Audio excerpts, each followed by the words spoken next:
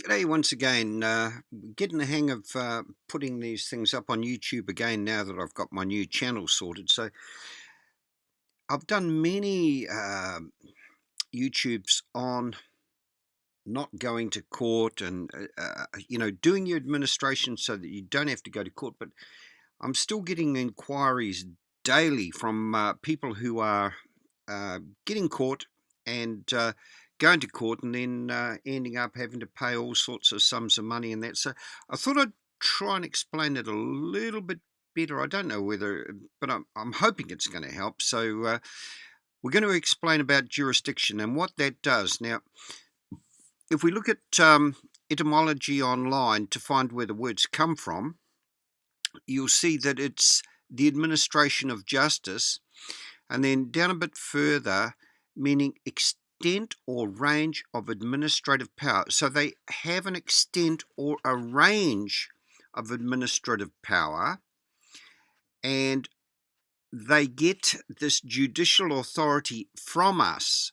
Okay, so they get the judicial authority or the right of making and enforcing laws against us.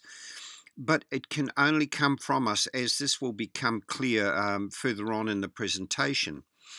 So judicial, this comes from Bovier's online, by the way, which has got the address line there. Judicial, belonging or emanating from a judge as such. Judicial sales, blah, blah, blah. But it's number 4 there. Judicial decisions are the opinions or determinations of the judges in causes before them. Okay, now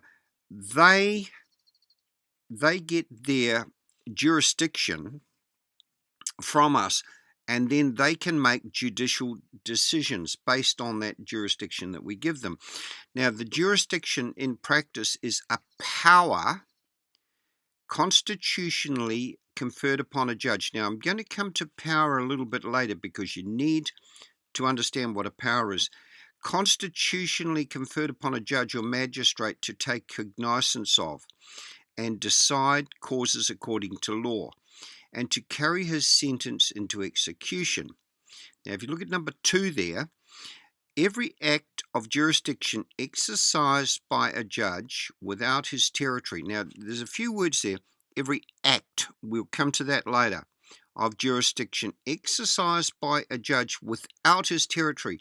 In other words, if he hasn't got jurisdiction, so it says here, every act of jurisdiction exercised by a judge without his territory, either by pronouncing sentence or carrying it into execution, is null. So if they don't have jurisdiction, they cannot give any sentence. It's null and void. And an inferior court has no jurisdiction beyond what is expressed or expressly delegated. So unless you give the judge in the inferior courts, unless you give them jurisdiction, they cannot proceed.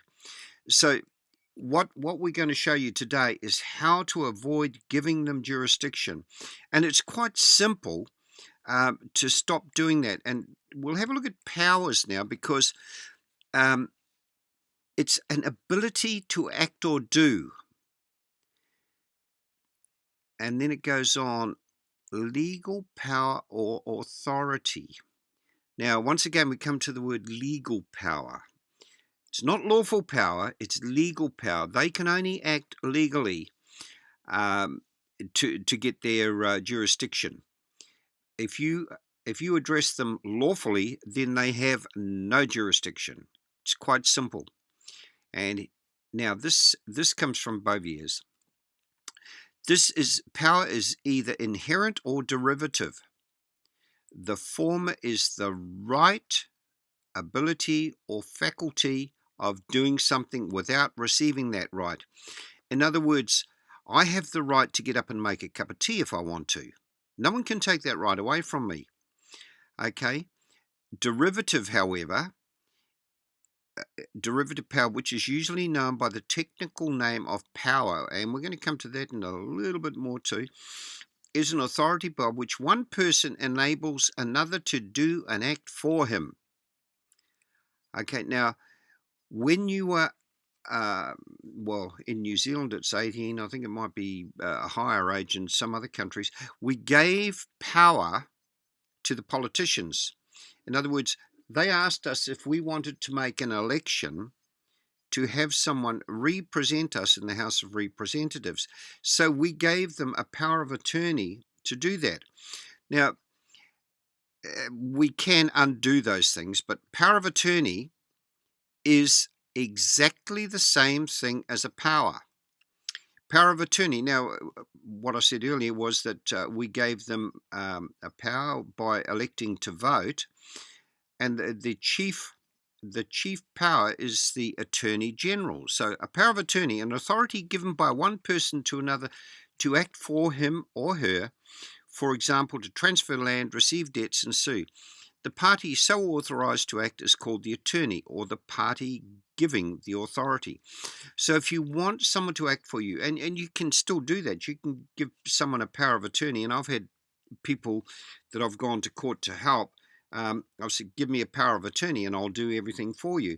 And if they give you a power of attorney, and I normally say just for this case, for the duration of this case, I prefer that they did their administration so they don't have to go to court, but some of them see me too late and they've already gone into battle with them. So now let's look at the difference between law and statute. Rule of law. Rules of law are general maxims. Now, I'm not going to go into the maxims, but if you look in Bovier's, you'll see that there are dozens and dozens or hundreds of maxims, and they're normally expressed in Latin. So, fiat ruit justitia coelum means let justice be done though the heavens may fall. Another maxim of law is the appearance of the body corrects the flaw in the name. So if you turn up at court, the appearance of you being there corrects the flaw in the name. So they now have jurisdiction. Okay. Now this is from the first year law students textbook in New Zealand. It's the New Zealand legal system, and part 1.6.1, law as a product of nature. One natural law approach considers that there is some moral order that is intrinsic in the nature of the world and with which the law must comply. On this approach, law is part of the natural order of things.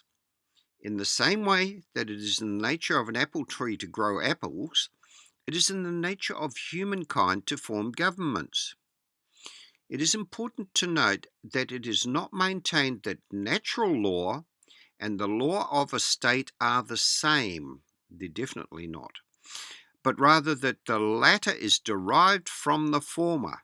So what they're telling you here is that the law is above statute or state law. Get that very, very clear. Law is the highest ranking. So state law is lower than natural law. If it can be shown that the law of state is in conflict with this law of nature, then it can be argued that it is no law at all. This is particularly so if the legitimacy of the law is drawn from some higher religious source. Now, right through my videos, I quote what is in the Bible, because if you look in the Bible, you'll see that that is the highest law, and then they make statutes around those religious laws. Now, moving along, since the 1930s, there has been no money of substance, and all they have done is shuffle bits of paper around. And I'll explain this in depth in a minute. But any legislation created starts as a bill. They're telling you they only have paper money. So a bill will be created, and it will go into Parliament for 3 readings. Once it's had 3 readings, if we don't pay the bill, the government agencies must collect from us to pay the bill. Now, what I can tell you is that after the 3 readings, we have the opportunity to get a certified copy of that bill, And if we use a bill of exchange or a bond, we can pay that statute off and it will never become law. Not many people know that. Now, government agencies acting on those laws that we haven't paid off, they do this by charging us with some offence outlined in the bill. As there is no money of substance to pay the charge, we must respond correctly, because if we dishonour them, then we are going to suffer the consequences. So we must honour them by doing it correctly. Now, I told you earlier about it starts off a bill, but once it actually comes into law, it's an act of Parliament. So what happens with actors is, to enable the government agencies to collect on charges against us, they need us to step up as actors to do the acting for them, because it's only an act. For example, the Land Transport Act requires us to be drivers. The Inland Revenue Code requires us to be taxpayers. Now, if we never take those roles, there's nothing they can do. The Crimes Act requires us to take the role of defendant. The administration of states in our name requires all government agencies to collect money on behalf of our estate. Now, anyone who plays one of those roles is a commissioned officer, and so if they collect money for our estate, they get a commission on that. So you've got to realise the whole game. It's people get frustrated and that sort of thing and accuse them of fraud and that. They don't know a lot more than what we do. They only get given half of the story as well. Now, all money collected is for the Commonwealth. It's not one word, it's two. So if you have a look at most of the countries that England called part of their Commonwealth, they all follow the same system. Now, should a government agency want us to play the role of defendant, they will send us an invitation. We don't always see it as that, and we normally spew and run and get a lawyer who's going to, he's also part of their game, so he's going to screw us. But how we respond to that invitation lets them know the one thing that they need. Now, this is the one thing that I've really got to drive home. The one thing they need is, do we know what our rights are? Now, if we know what our rights are, they're gone. They can't do a thing. So it's quite a simple game when you actually know the rules, but they don't give us the rules. So once again, we're going to quote from the first year law students' textbook, which is the New Zealand system. And I can tell you that in defining law, there's pages and pages of it. You can go online and you can read pages and pages of it. So I'm only giving you a very brief description of it, but it's all twisted around words that make it very, very hard for people who are studying law to actually see what is what. Now, Mill's classical liberalism, the problem of the extent to which the law ought to impose a moral code on its citizens has long been recognised. In the 19th century, the philosopher John Stuart Mill maintained that it was not appropriate for the law to concern itself with the moral conduct of citizens except insofar as such conduct affected the rights of others. So what they're saying there is, if we do something that harms someone else, then we should be done. The approach taken by Mill emphasized the rights of the individual as the main concern of the law. So they're telling us there that our rights are supreme to anything else unless we hurt someone else or their property. Therefore, no law should prevent the exercise of the free will of the individual without good cause. What will amount to good cause was identified in Mill's book, and his book is On Liberty, and this is what it says. The only purpose for which power, okay, we told you what a power is, a power of attorney.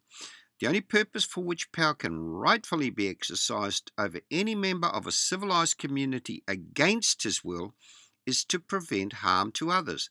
Once again, he's saying, do not harm others. His own good, either physical or moral, is not sufficient warrant.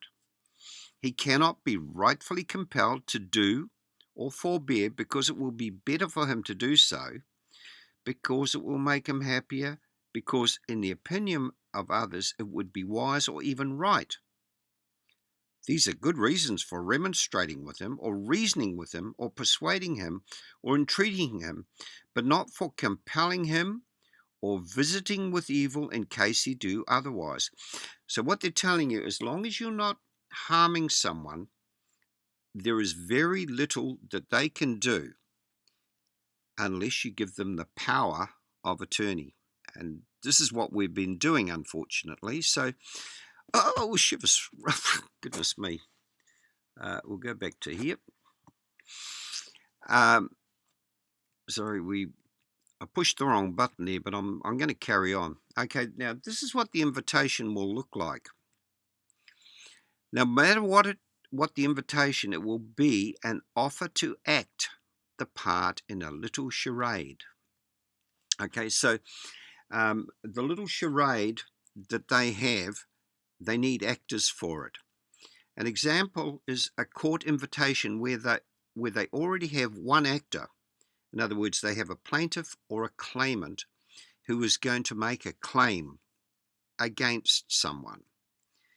They now need another actor called defendant or respondent. Okay, so they're saying to you, hey, if you know your rights, you'll send this back to us. If you don't know your rights, you're going to play this role, and we're going to put all sorts of fines on you. And all right, so if we know how to deal with this administratively, then the prosecutor will withdraw the charge because they know that they cannot proceed against your will. That was made very clear in Mill's treatise. Okay, so they will have to withdraw it. An invitation from a court will come with a CRN number.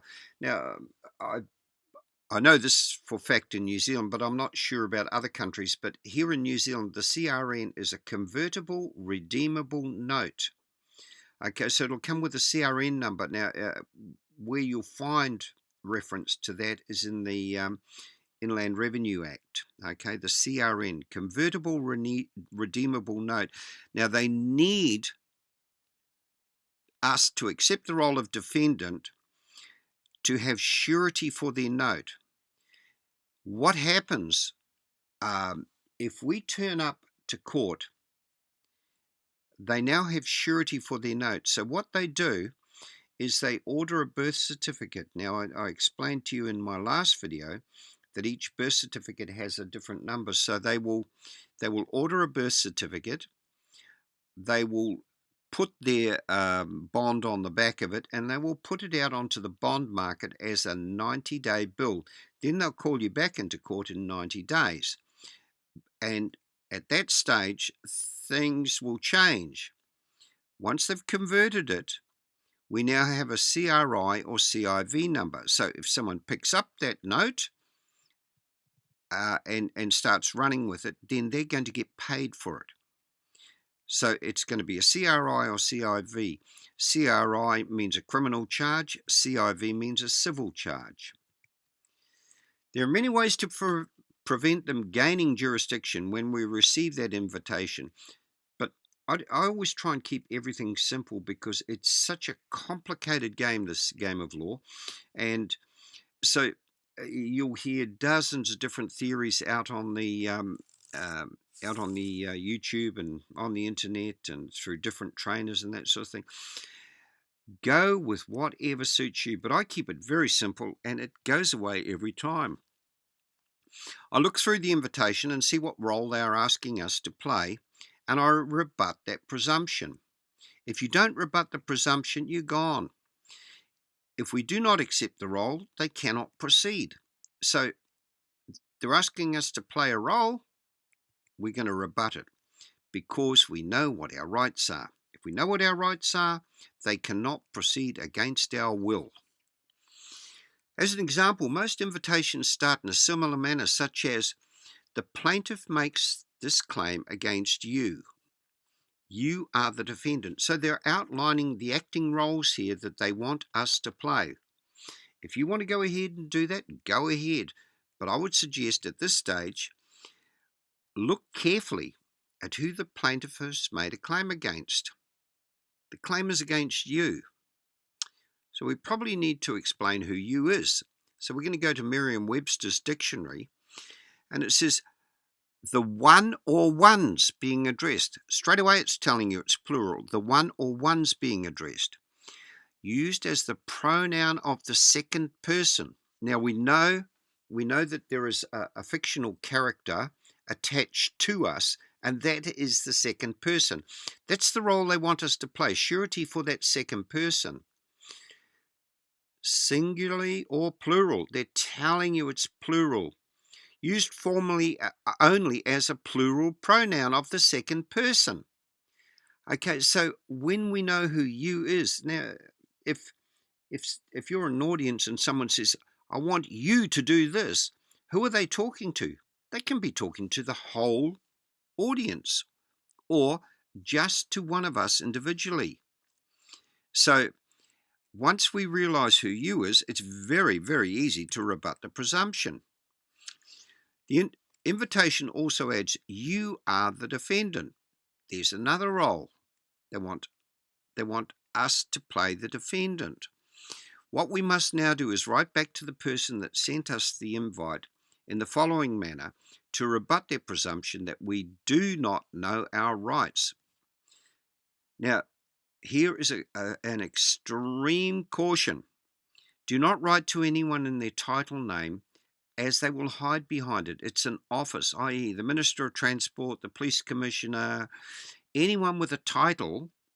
If we address the title, they can hide behind that. We must address the man in the private capacity. So we have to address the man. So if we haven't got the name of a man, we must get the name of the man so they can't hide behind an office. Now, this is how I normally do it. Dear John Doe in his private and unlimited capacity. Now, that's enough to frighten them for a start, because if they proceed, then they're going to have to get their checkbook out and pay these charges, not us. We thank John Doe for the paperwork which we received today, the 1st of November 2016. After perusing the paperwork forwarded to us by John Doe, and always use their name, don't use you, because otherwise they can hide behind that. So you've got to use the name. Forwarded to us by John Doe, we realise that this is a case of mistaken identity. The plaintiff has made a claim against you, and the defendant is you. As we are not you or the defendant, would John Doe kindly forward the paperwork, and I've got enclosed there, to you? We thank John Doe for his prompt attention to this matter.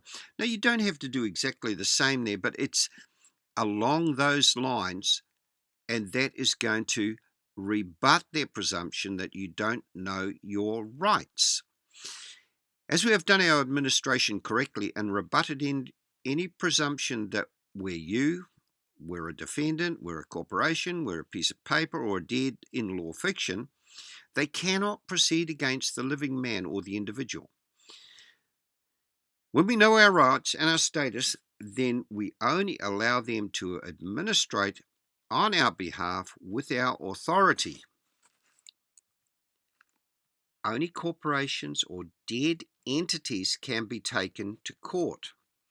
They do, however, need the living as surety for the dead. So that's why they're asking us to go there. Administrate our estate properly, and we will be left alone. It's pretty simple, guys. Just try to get all the fear out of your head. Send the paperwork back to them saying you know your rights, and bang, it's gone. All the best out there.